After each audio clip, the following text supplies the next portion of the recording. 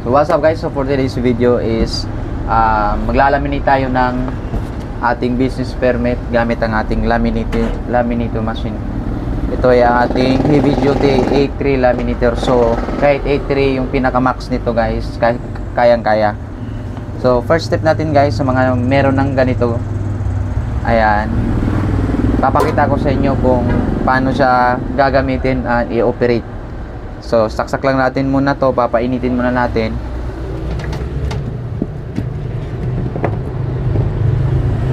Ayan. Then merong switch, yung switch sa likod, i-on natin yung switch sa likod. And as you can see, meron ng nag-red na siya. So ito pala yung ating ila-laminate, DTI. Ayan, mayor's permit, Mendro clearance, sanitary permit, and yung ating barangay permit. So ang gagamitin nating laminating film is ito, A4 na 125 microns. So ito yung gagamitin natin. Bago pala, i-on natin to. Ayan, so dahil 125 microns yung ating laminating film, so nakalagay dito is 125 microns. So nasa dapat 110 degrees Celsius to 120 degrees Celsius. So set natin dito ng 110 no, to 120, mga 115. Madali lang siya gamitin, pindot-pindot lang dito. So 115. Ayan, nakaset na siya ng 115. Hintay lang natin na yung init niya is mag-reach ng 115. As of now, na 60 degrees Celsius pa siya. So hintayin lang natin uminit. So ayan, 75 na, 76, counting na hanggang 115. 125 kasi yung sinet, 115 yung sinet natin kasi dito is 125 yung ating film. So dapat nasa 110 degrees Celsius to 120 lang. So sinet natin ng 115. And as of now, meron siyang 89 degrees Celsius. Mabilis lang po. Paglagay naman nito, ito yung ating laminating film. So mabilis lang naman paglagay dito kasi ayan, doble naman, dalawa yan siya. So yung ating laminating film is A4, pero yung ating ilalaminate is naka liter siya, so hindi siya kasya. So ang gagawin ko na lang is ikakat ko na lang siya dito sa gilid para may space konti dito. Kakat ko na lang sa gilid. Ito naman importante mabasa. So, meron tayong cutting machine dito.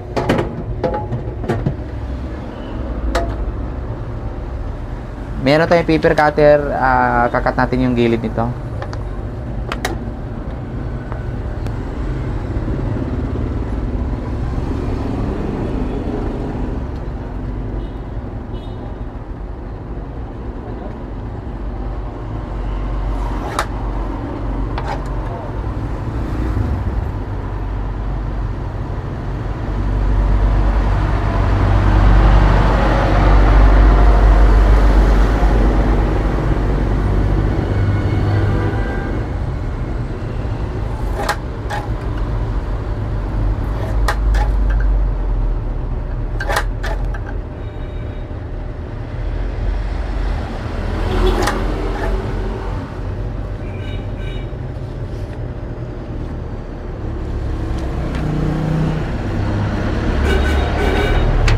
So ayan, naka-reach na ng 115 yung ating laminating machine natin guys. So pwede na yan, ready na siya for laminate. Kasi yung ating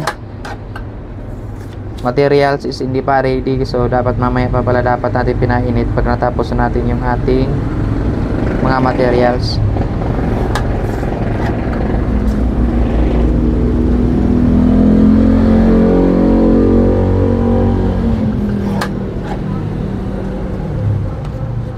try tayo ng isa.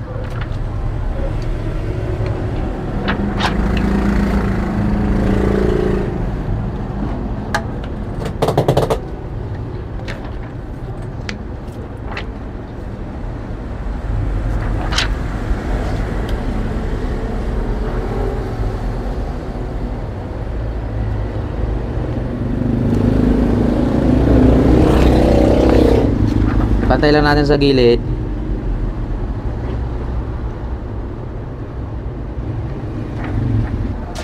Ito na, try na natin to. So, simple lang to. Papasok lang natin, tas automatic niyang kakainin yung film natin.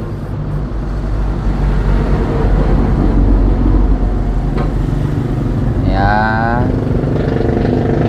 And kung magkamali kayo, meron naman ditong reverse. Pwede nyong kunin agad kung nagkamali kayo. May reverse naman yan siya.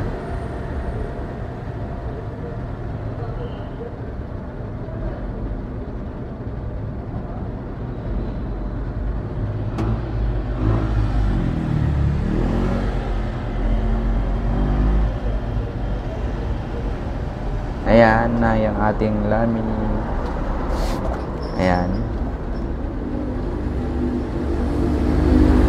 So, yun yung gagawin natin sa iba.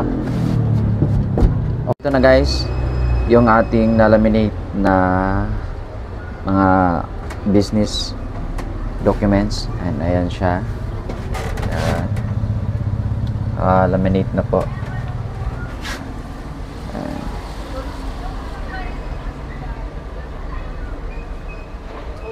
And that's all guys. Thank you for watching.